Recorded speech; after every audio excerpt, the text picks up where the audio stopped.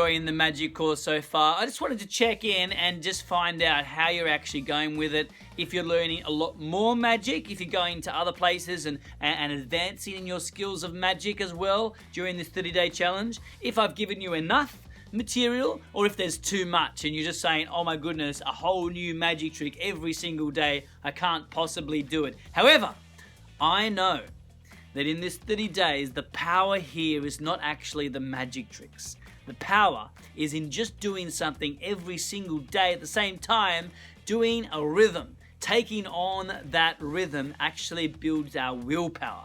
And I know that whatever you do in your life, doing something every day for 30 days as a full commitment will actually change and transform your life, give you energy, give you power, and give you a will that is an iron will to make sure that even if you don't want to do it, even if you say, I can't be bothered doing this magic anymore, you know that there's something incredible and something truly magic and really magic about doing one thing every day, the same thing, and getting better and better and better at it. If you've dedicated a whole hour of magic every day, then what you need to do is go back to all the other tricks that we've done so far and relearn them and start to learn the commentary.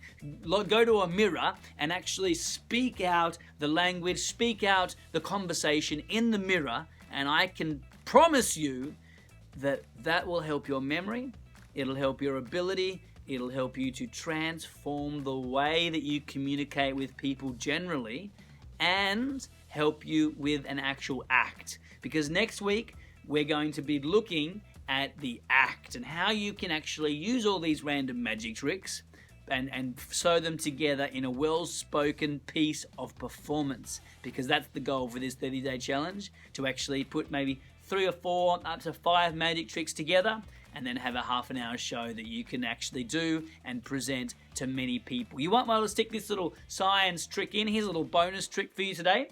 We're going to get a glass of water, any old glass of water, and a piece of paper, okay? It works better if this is thicker paper, but this is thin paper. It's just A4 cut in a square that is slightly larger than the glass. This is an old science trick, but it works well in magic as well. As we know, the power of suction is to be able to go against gravity itself. Gravity pulls us to the earth, it pulls us down, it makes us unhappy. However, we're going to transform that, my friends, by defying gravity today. How can you defy gravity? Well, I'll tell you, if I poured this glass upside down, what would happen? Would you like to be underneath? I don't think so.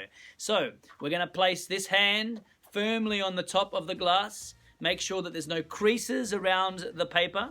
And as you do on your palm, turn it over. Make sure the water's not leaking out in any way at all. Wiggle your fingers and say, isn't that incredible? It's absolutely floating. And of course, there was a little crease in there and it started to open up, so I should have pulled it over quicker. However, when you're getting another piece of paper, just grab your piece of paper like this. We're going to cut a square in the piece of paper. Once again, here we go.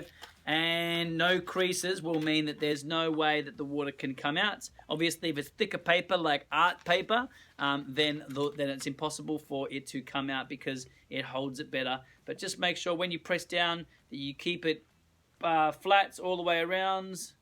And that's not going to go because there's a crease there. So you want to make sure that all the creases are completely ironed out in there. And it's difficult, I guess, with this paper, but you can still do it, as you can see here. Abracadabra, alakazam. It is floating just like that. Place your palm back on to then be able to invert and show that it's not glued on, it's not taped on, it's just magic.